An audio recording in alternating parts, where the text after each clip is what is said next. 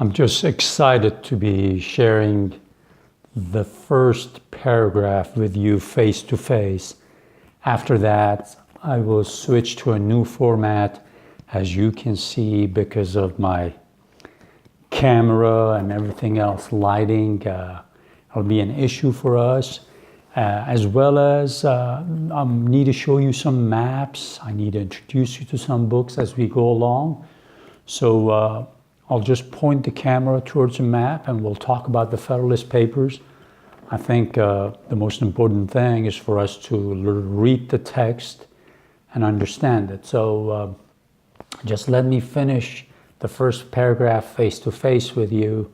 And we got to this point where it says,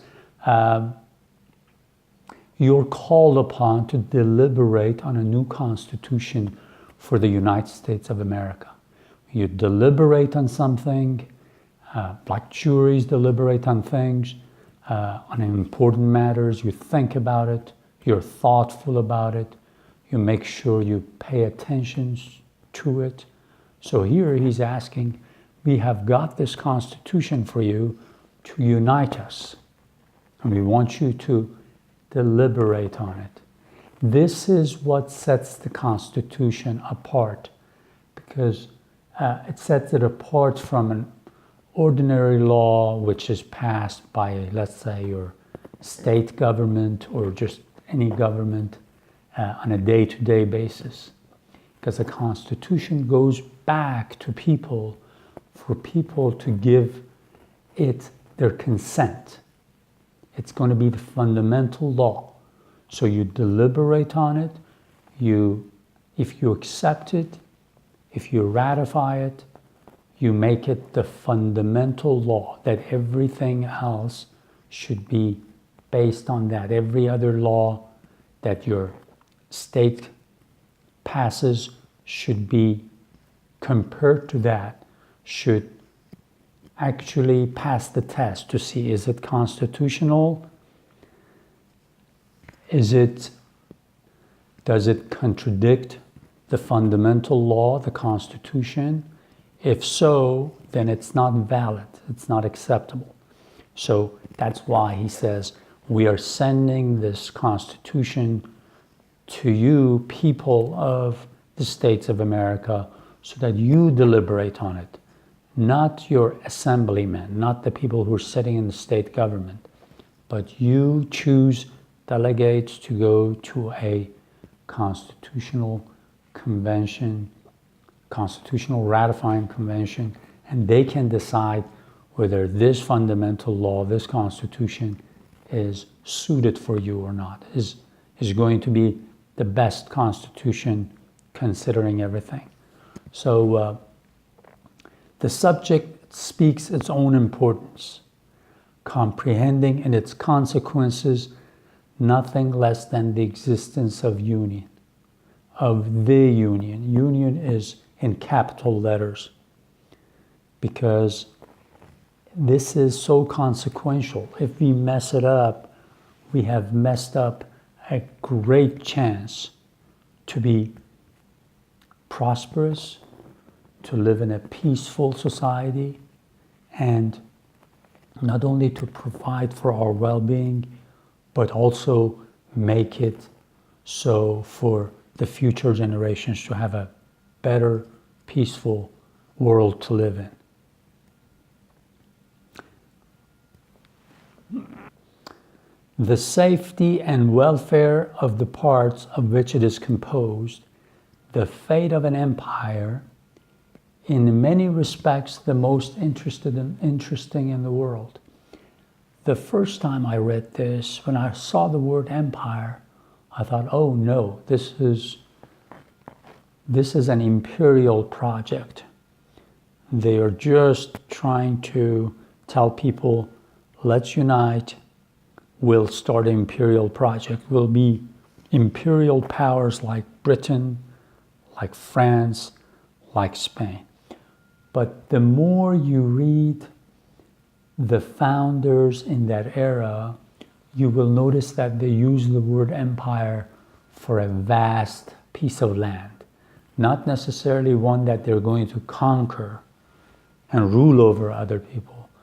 But as Jefferson says around 1800s, we're going to establish an empire of liberty. In other words, we're going to spread liberty over a vast tract of land.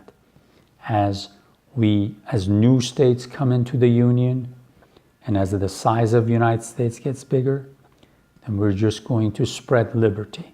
So it's very important to look at that word and not think of it with the negative connotations that we attach to it now. And here's the best part. It has been frequently remarked that it seems to have been reserved to the people of this country, by their conduct and example, to decide the important question whether societies of men are really capable or not of establishing good government from reflection and choice, or whether they are forever destined to depend for their political constitutions on accident and force. This is just beautiful. It says we have been given this chance to sit together, to think about what kind of a political constitution we want to have. This is an opportunity that not too many people in the history of the world have had, because when you look at the history of the world, a lot of times a conqueror comes in with his military, conquers a piece of land, and says, this is what you're going to obey. You're going to obey me, you're going to obey my laws. You're going to obey my laws. If you do not, we will crush you. We will enslave you. And that's for all throughout history, that has been the pattern. So he says, do we want to leave it to accident and force? Do these states want to stay disunited so that the British Empire, the French, the Spanish come and take advantage of us, separate us, spread animosity between us, and then come and dominate us? Then we'll have to be at their mercy? Or do we want to, with reflection and choice, by looking at the past history, by looking at what other countries have gone through, learn from their experience and put together something that will bring us prosperity, safety, and happiness? And he says, we have done this. With this Constitution, so many men got together from different states, with different interests, with different backgrounds. Yes, we speak English, but the southern states have a totally different interest because they have slavery. That's their livelihood. The northern states are involved in shipping and selling timber, selling wood. Every state has a different interest, but we have managed to come together in Philadelphia, in the Philadelphia Convention in summer of 1780.